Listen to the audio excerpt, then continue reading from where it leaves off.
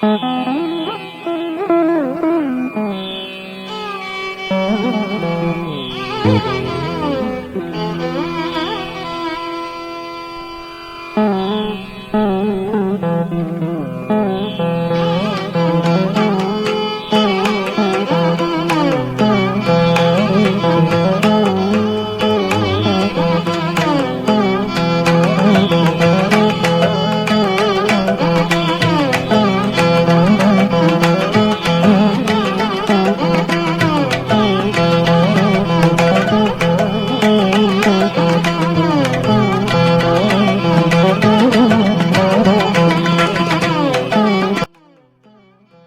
ಗೋಮಾತಾ circle Mahesh ಅಂತೇಳಿ ಮತ್ತು YouTubers ಇದರಲ್ಲಿ ಪ್ರತಿ ಶನಿವಾರ ಇಲ್ಲಿ ಭಜನಾ ಕಾರ್ಯಕ್ರಮ ಹಮ್ಮಿಕೊಂಡಿರ್ತೀರ. ಇದು ವಿಶೇಷವಾಗಿ ಏನು ಯಾವ ಥರ ಅಂತ ತಮ್ಮ ಕಡೆಯಿಂದ ತಿಳಿಸ್ಪಡಿಸಿ. ಹರೇ ಶ್ರೀನಿವಾಸ. ನಾವು ಪ್ರತಿ ವಾರ ನಾವು ಇಲ್ಲಿ ಶ್ರೀ ವಿಷ್ಣು ಸಹಸ್ರನಾಮ ಪಾರಾಯಣ, ಶ್ರೀ ಲಕ್ಷ್ಮೀ ವೆಂಕಟೇಶ್ವರ ಸ್ವಾಮಿ ಸ್ತವರಾಜ ಮತ್ತು ಭಜನೆ ಹಾಡುಗಳು ಹಾಡುತ್ತೇವೆ. ಪ್ರಾರಂಭಿಸಿ ವಾರ ಭಜನೆ ಪ್ರಾರಂಭಿಸಿ 1 ವರ್ಷ ಆಯಿತು. ಅದರ ಪ್ರಯುಕ್ತ ನಾವು ಇವಾಗ 25 ಹಾಡುಗಳನ್ನು, ದಾಸನ ಹಾಡುಗಳನ್ನು ಸಮರ್ಪಣೆ ಮಾಡುತ್ತಿದ್ದೇವೆ ಈ ದಿನ. ಅದೇ ಇದು ಭಜನಾ ಮಂಡಳಿಯಲ್ಲಿ ಎಷ್ಟು ಜನ ಮೆಂಬರ್ಸ್ ಆಗಿದ್ದಾರೆ? ಇದ್ದಾರೆ, ಜಾಸ್ತಿ 60 ಮೆಂಬರ್ಸ್ ತನಕ ಇದ್ದಾರೆ. ಆದರೆ ಇಲ್ಲಿ ಬರೋದು ಮಾತ್ರ 15 ಅನುಕೂಲ ಆಗಿರೋರು 20 ಜನ ಬರ್ತಾರೆ. ಪ್ರತಿ ವಾರ 15ರಿಂದ 20 ಜನ ಬರ್ತಾರೆ. ಓಕೆ, ತಮ್ಮ ಹೆಸರಕ್ಕ? ಪದ್ಮಶ್ರೀ. ಮಾಡೋದ್ರಿಂದ ಆಧ್ಯಾತ್ಮಿಕವಾಗಿ ನಮ್ಮ ಭಾವನೆಗಳನ್ನು ನಾವು ದೇವರ ಕಡೆಗೆ ಕರ್ಕೊಂಡು ಹೋಗೋದಕ್ಕೆ ತುಂಬ ಈಸಿಯಾಗಿದೆ. ಮತ್ತು ನಮ್ಮ ಮನಸ್ಸು ಸಹ ತುಂಬ ಉಲ್ಲಾಸವಾಗಿ ತುಂಬ ತೃಪ್ತಿಯಾಗಿದ್ದೀವಿ. ನಾವೆಲ್ಲರೂ ಮಾನಸಿಕವಾಗಿ ತುಂಬ ಚೆನ್ನಾಗಿದ್ದೀವಿ. ಮನೆಗಳಲ್ಲಿ ಯಾವಾಗಲೂ ಟೆನ್ಷನ್ ಬಿಟ್ಟು ಯಾವಾಗಲೂ ಇರುವಂತಹ ಸಮಸ್ಯೆಗಳನ್ನ ಬಿಟ್ಟು ಒಂದು ಅರ್ಧ ಗಂಟೆ 1 ಅವರು ನಾವು ಈ ಭಜನೆ ಮಾಡೋದ್ರಿಂದ ನಮ್ಮ ಮನಸ್ಸಿಗೆ ತುಂಬ ಸಂತೋಷ. ನನ್ನ ಹೆಸರು ಚಂಪಾ ಅಂತ. ನಾವು ಆಗಲೇ ಒಂದು 2 ವರ್ಷದಿಂದ ಇಲ್ಲಿ ಭಜನಾ ಮಂಡಳಿ, ಸಪ್ತಗಿರಿ ಶ್ರೀನಿವಾಸ ಭಜನಾ ಮಂಡಳಿ ಅಂತ ಮಾಡಿದ್ದಾರೆ. ನಮ್ಮ ಮೇಡಮ್ ಪವಿತ್ರ ಅಂತ ಮತ್ತು ಪದ್ಮಶ್ರೀ ಅಂತ ನಮ್ಮ ಮೇಡಮ್ ಇಬ್ಬರೂ. ಅವರಿಂದ ಇವಾಗ ನಾವು ಭಜನೆ ಮಂಡಳಿಯಲ್ಲಿ ಆನ್ಲೈನ್ ಕ್ಲಾಸಲ್ಲಿ ವಾರಕ್ಕೆ 2 ದಿನ 2 ವರ್ಷದಿಂದ 150 ಹಾಡು ಕಲ್ತಿದ್ದೀವಿ. ಅದನ್ನು ಇವಾಗ ಸ್ವಾಮಿಗೆ ಪ್ರತಿ ಶನಿವಾರ ಬಂದು ನಾವಿಲ್ಲಿ ಹೇಳ್ಕೊತಾ ಇದ್ವಿ. ಆದರೆ ಇವಾಗ ವರ್ಷ ತುಂಬಿರೋದಕ್ಕೆ ಈಗ 25 ಹಾಡುಗಳನ್ನ ದೇವರಿಗೆ ಸಮರ್ಪಣೆ ಮಾಡೋಕ್ಕೆ ಬಂದಿದ್ದೀವಿ. ಅಂದರೆ ಪ್ರತಿಯೊಬ್ಬರು ಒಂದು ವಯಸ್ಸು ಬಂದಾಗ ಆಧ್ಯಾತ್ಮಿಕ ಕಡೆಗೆ ತುಂಬ ಪಾಲ್ತಾರೆ. ಯಾಕಂದರೆ ಬೇಕೇ ಬೇಕು ಪ್ರತಿಯೊಬ್ಬ ಮನುಷ್ಯನಿಗೆ. ಯಾಕಂದರೆ ಅಷ್ಟೊಂದು ಜನರಿಗೆ ಇವಾಗ ಮೆಡಿಟೇಷನ್ಗಿಂತ ಹೆಚ್ಚಿಗೆ ದೇವರಿಗೆ ಹತ್ತಿರ ಆಗೋದು ಈ ಹಾಡುಗಳಿಂದ ಅಂತ ನನ್ನ ಭಾವನೆ. ನನಗೆ ತುಂಬಾ ಅನುಕೂಲ ಆಗಿದೆ. ಮತ್ತು ನಾನು ದೇವರ ಹತ್ರ ಹೇಳ್ಕೊಳ್ಳೋಕ್ಕೆ ಒಂದು ದಾರಿ ಸಿಕ್ಕಿದೆ ನಮಗೆಲ್ಲರಿಗೂ ಅಷ್ಟೇ. ಮತ್ತು ಇಲ್ಲಿ ಬಂದಾಗ ನಾವು ಅದು ಹೇಗಿರ್ತೀವಿ, ಟೈಮ್ ಹೆಂಗೆ ಹೋಗುತ್ತೆ ಅಂತ ಗೊತ್ತಾಗಲ್ಲ. ಅದು ಮೇಯ್ನ್ ನಮ್ಮ ಟೀಚರ್ಸು ತುಂಬಾ ಕೋಆಪ್ರೇಟ್ ಮಾಡ್ತಾಯಿದ್ದಾರೆ. ಮೆಂಬರ್ಸು, ನಮ್ಮ ಜೊತೆಯಲ್ಲಿರೋ ಸಹಪಾಠಿಗಳು ಎಲ್ಲರೂ ನಮ್ಮಲ್ಲಿ ಒಗ್ಗಟ್ಟಿದೆ, ಚೆನ್ನಾಗಿದ್ದೀವಿ. ಹೀಗೆ ಪ್ರತಿಯೊಂದು ದೇವಸ್ಥಾನದಲ್ಲೂ ಹೋಗಿ ನಾವು ಘಾಟಿಯಲ್ಲೂ ಹೋಗಿದ್ವಿ, ಉಂಡಿ ಎಣಿಕೆ ಇದ್ರೂ ಹೋಗ್ತೀವಿ, ಅಲ್ಲಿ ಹಾಡುಗಳು ಸಮರ್ಪಣೆ ಮಾಡ್ತೀವಿ. ಮತ್ತು ಈಗ ಕೈವಾರ ಚಿಂತಾಮಣಿಯಲ್ಲಿ ತಾತಯ್ಯನವ್ರ ಹತ್ರನೂ 2 ಅವರ್ ಪ್ರೋಗ್ರಾಮ್ ಕೊಟ್ಟಿದ್ರು. ಅದರಲ್ಲಿ ತಾತಯ್ಯನ ಹಾಡುಗಳೆಲ್ಲ ಹೇಳಿ ಬಂದಿದ್ದೀವಿ. ಮತ್ತು ಇವಾಗ ಮತ್ತೆ ರಾಘವೇಂದ್ರ ದೇವಸ್ಥಾನದಲ್ಲಿನೂ 25 ಹಾಡುಗಳು ಸಮರ್ಪಣೆ ಇದೆ, ಅದಕ್ಕೂ ಹೋಗ್ತಾ ಇದ್ದೀವಿ.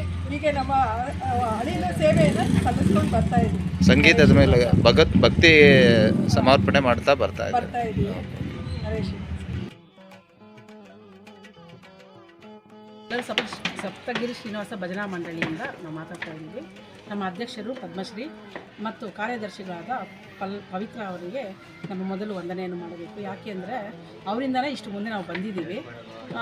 ಸುಮಾರು 2, 3, 4 ಟೀಚರ್ನ ಇಟ್ಕೊಂಡಿದ್ದೀವಿ ನಾವು ಹಾಡು ಭಜನೆ ಕಲಿಯೋದಕ್ಕೆ. ಅದರಲ್ಲಿ 2 ಲೇಡಿ ಟೀಚರ್ ಸುಮಾರು ಉತ್ತರ ಕರ್ನಾಟಕದಿಂದ ಒಬ್ಬರು, ಚಿಂತಾಮಣಿಗೆ ಒಬ್ಬರು ಹೇಳ್ಕೊಡ್ತಾ ಇದ್ದಾರೆ. ನಮಗೆ ಆಧ್ಯಾತ್ಮಿಕವಾಗಿ ಹೋಗೋದು ಮುನ್ನಡೆಯೋಕ್ಕೋಸ್ಕರ ಹಾಡುಗಳನ್ನು, ಭಜನೆ ಹಾಡುಗಳನ್ನು, ಎಲ್ಲ ದೇವತೆಗಳ ಹಾಡುಗಳು, ಪ್ರತಿಯೊಂದು ಹಾಡುಗಳು ಹೇಳ್ಕೊಡ್ತಾ ಇದ್ದಾರೆ. ಹಾಡುಗಳ ಜೊತೆಗೆ ವಾರ್ಷಿಕೋತ್ಸವ ಮಾಡ್ತೀವಿ ನಾವು. ವಾರ್ಷಿಕೋತ್ಸವದಲ್ಲಿ ಸಾಂಸ್ಕೃತಿಕ ಕಾರ್ಯಕ್ರಮಗಳನ್ನು ಮಾಡ್ತೀವಿ. ಡ್ಯಾನ್ಸು, ಹಾಡು ಮತ್ತು ಕೋಲಾಟ, ತಾಳ ಭಜನೆ. ಮತ್ತು TTDಯಿಂದ ನಮಗೆ ಕರೆ ಬರುತ್ತೆ, ಅಲ್ಲಿ ಹೋಗಿ ಸೇವೆ ಮಾಡ್ತೀವಿ. TT ಮೆಟ್ಲೋತ್ಸವ ಹೋಗ್ತಾ ಇದ್ದೀವಿ. ಸುಮಾರು ಕಾರ್ಯಕ್ರಮಗಳನ್ನು ಹಮ್ಮಿಕೊಂಡಿದ್ದೀವಿ. ಮತ್ತು ಇಲ್ಲಿ ಶನಿವಾರ ಬಂದು ವೆಂಕಟರಮಣ ಸ್ವಾಮಿ ದೇವಸ್ಥಾನದಲ್ಲಿ, ಕನ್ನಡದ ಹತ್ರ ಇರೋದಾ? ಕಲ್ವಾರದ ಶ್ರೀ ವೆಂಕಟರಮಣ ದೇವಸ್ಥಾನದಲ್ಲಿ ಬಂದು ವಾರ ಬಂದು ಶ್ರೀ ಬಾಲಕೃಷ್ಣ ಭಜನಾ ಮಂಡಳಿಯಲ್ಲಿ ಹಾಡು ಕಲಿತು ಇಲ್ಲಿ ಬಂದು ಈ ದೇವಸ್ಥಾನದಲ್ಲಿ ಸಮರ್ಪಣೆ ಮಾಡ್ತೀವಿ. ಪ್ರತಿ ಎಷ್ಟು ಗಂಟೆಗೆ ಶನಿವಾರ ಮಾಡ್ತೀವಿ. ಸಾಯಂಕಾಲ 5 ರಿಂದ 7 ಗಂಟೆ ಸಮರ್ಪಣೆ. ಬೇರೆ ಭಕ್ತಾದಿಗಳಿಗೂ ಅವಕಾಶ ಇದೆ? ಭಕ್ತಾದಿಗಳು ಅವಕಾಶ ಇದೆ, ಎಲ್ಲರೂ ಬರಬಹುದು ಇದಕ್ಕೆ. ಇಲ್ಲೇನನ್ ಮೆಂಬರ್ಶಿಪ್ ಏನನ್ನ ಆಗ್ಬೇಕಾ? ಏನು ಇಲ್ಲ, ಒಂದು ಹಾಡು ಆರಾಮಾಗಿ ಕಲ್ತ್ಬಿಟ್ಟು ಹೋಗ್ಬೋದಾಗಿತ್ತು. ನಮಗೂ ಹೇಳ್ಕೊಡಂತ ಟೀಚರು ಫ್ರೀಯಾಗಿ ಹೇಳ್ಕೊಡ್ತಾ ಇದ್ದಾರೆ. ಅವರು ಫ್ರೀ ಸರ್ವಿಸ್, ನಾವು ಎಲ್ಲರಿಗೂ ಹೇಳ್ಕೊಡ್ತಾ ಇದ್ದೀವಿ.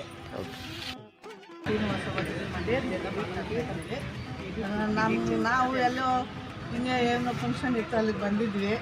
ನಮ್ಮ ಅಧ್ಯಕ್ಷರಾದ ಶ್ರೀ ಪದ್ಮ ಅವರು ಸಿಕ್ಕಿದ್ರು. ಏನೋ ಆರಾಮಾಗಿದ್ದೀರಾ ಅಂತ ಕೇಳಿದ್ರು. ಏನೋ ಆರಾಮಾಗಮ್ಮ ಹಿಂಗೆ ಐತೆ ಅಂದರೆ ಹೋಗ್ಲಿ ಅಕ್ಕ ಹಿಂಗೆ ಭಜನೆ ಐತೆ ಸೇರಿ ಅಂತ ಕೇಳಿದ್ರು. ಅಂದ್ರೆ ಭಜನೆ ಮಾಡೋದ್ರಿಂದ ನೆಮ್ಮದಿ ಸಂತೋಷ ನೆಮ್ಮದಿ ಆಯಿತು. ನನಗೆ ತುಂಬ ಆರೋಗ್ಯ ಸರಿ ಇರಲಿಲ್ಲ. ಯಾವಾಗೂ ಮನೆಯಲ್ಲಿ ಮನೆಗೆ ಇರ್ತಾ ಇದ್ದೆ. ಇಲ್ಲಿಗೆ ಬಂದಾಗಿಂದ ತುಂಬ ನೆಮ್ಮದಿಯಾಗಿ, ತುಂಬ ಸಂತೋಷವಾಗಿ, ತುಂಬ ಖುಷಿಯಿಂದ ಇದ್ದೀನಪ್ಪ. ತುಂಬ ಒಳ್ಳೆಯದು. ನಮಸ್ತೆ ಎಲ್ಲರಿಗೂ. ನಾವು ಆಧ್ಯಾತ್ಮಿಕದ ಕಡೆಗೆ ಬರೋದಕ್ಕೆ 60 ವರ್ಷ ಆದಮೇಲಾದರೂ ನಾವು ಆಧ್ಯಾತ್ಮಿಕ ಜೀವನಕ್ಕೆ ಕಾಲಿಡಬೇಕು. ಅದರಿಂದ ನಾವು ಆಧ್ಯಾತ್ಮಿಕವಾಗಿ ಬರಬೇಕು ಅಂತಂದರೆ ಯಾವುದಾದ್ರು ಮಠ ಮಂದಿರಗಳಲ್ಲಿ ಬಂದು ಸಾಮೂಹಿಕವಾಗಿ ನಾವು ಭಜನೆ, ವಿಷ್ಣು ಸಹಸ್ರನಾಮ, ಲಲಿತಾ ಸಹಸ್ರನಾಮ, ಭಗವದ್ಗೀತೆ ಇವೆಲ್ಲದರ ಅರ್ಥಪೂರ್ಣವಾಗಿ ನಾವು ತಿಳ್ಕೊಂಡಾಗ ನಾವು ಆಧ್ಯಾತ್ಮಿಕ ಜೀವನಕ್ಕೆ ನಾವು ಕಾಲಿಡ್ತಾ ಇದ್ದೀವಿ ಅಂತ ಅನ್ಕೋಬೋದು. ಇದರಿಂದ ನಮ್ಮ ದೈಹಿಕ, ಮಾನಸಿಕ ಮತ್ತು ಎಲ್ಲ ಆರೋಗ್ಯ ಕೂಡ ನಮಗೆ ಸಿಗುತ್ತೆ. ಇದು ಆಧ್ಯಾತ್ಮಿಕಕ್ಕೆ 60 ವರ್ಷ ಆದ್ಮೇಲೆ ಬರ್ಬೇಕಾ ಅದು ಅನ್ನೋದೊಂದು ಅಂದ್ರೆ ಈಗಿರೋ ಒತ್ತಡಗಳು ಜೀವನದ ಒತ್ತಡದಲ್ಲಿ ಅಲ್ಲಲ್ಲ ಈ ಇರೋ ಒತ್ತಡದಲ್ಲಿ 40-45 ವರ್ಷದವರು ಇಂಥ ಕಾರ್ಯಕ್ರಮಕ್ಕೆ ಭಾಗವಹಿಸಬಹುದು.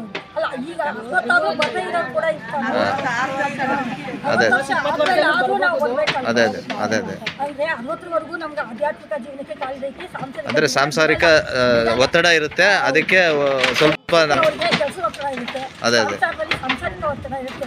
ರಿಟೈರ್ಡ್ ಆದ್ಮೇಲೆ ಯಾವುದು ನಾವು ಬರಬೇಕಾದ್ರೆ ರಿಟೈರ್ಮೆಂಟ್ ತಗೊಂಡು ನಮಗೋಸ್ಕರ ನಾವು 2 ಅವರ್ಸ್ ಆದ್ರೂ ಇಟ್ಕೋಬೇಕು. ಒಂದು 15ರಿಂದ 20 ನಿಮಿಷ ಈ ಒಂದು ಆಧ್ಯಾತ್ಮಿಕಕ್ಕೆ ಪ್ರತಿಯೊಬ್ಬರು ಮಹಿಳೆಯರು ಕೂಡ ಭಾಗವಹಿಸಬೇಕು ಅಂತ. 2 ಅವರ್ಸ್ ಧ್ಯಾನ ಆಧ್ಯಾತ್ಮಿಕ ಭಜನೆಗಳನ್ನೆಲ್ಲ ಮಾಡ್ತಾ ನಾವು ಕಾಲ ಹಾಕೋದ್ರಿಂದ ನಮಗೆ ಇಲ್ಲಿ ತುಂಬಾ ಜನ ದೇವರ ಆಶೀರ್ವಾದನೂ ಸಿಗುತ್ತೆ, ಮನಸ್ಸು ನೆಮ್ಮದಿನೂ ಸಿಗುತ್ತೆ.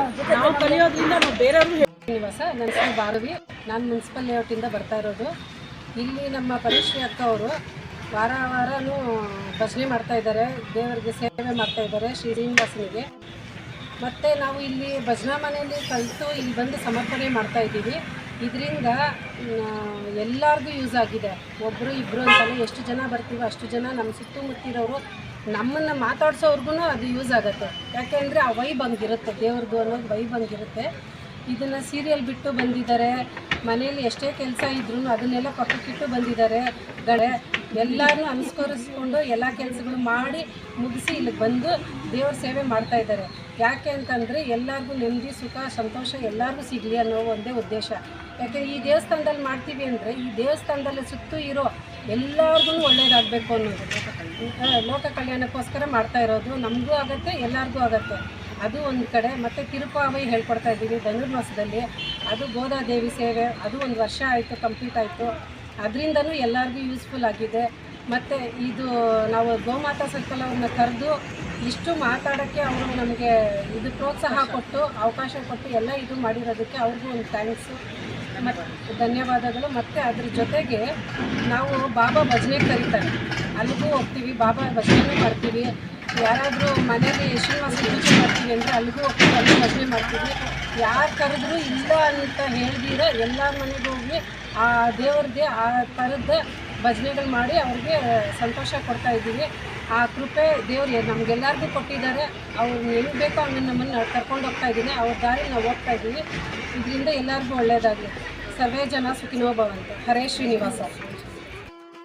ಭಜನಾ ಮಂಡಳಿಯಲ್ಲಿ ನಮ್ಮ ಚಿಕ್ಕಬಳ್ಳಾಪುರದಲ್ಲಿ ಅತ್ಯುತ್ತಮವಾಗಿ ಎಲ್ಲ ಕಾರ್ಯಕ್ರಮಗಳಿಗೂ ಎಲ್ಲದಕ್ಕೂ ಅವರು ಒಂದು ಭಜನೆ ಆಗಲಿ ಎಲ್ಲದಕ್ಕೂ ಪಾಲ್ಗೊಳ್ತಾರೆ. ಅವರಿಗೆ ನಮ್ಮ ಗೋಮಾತಾ ಸರ್ಕಲ್ ಮಹೇಶಿಂದ ವಂದನೆಗಳನ್ನು ಅರ್ಪಿಸ್ತಾ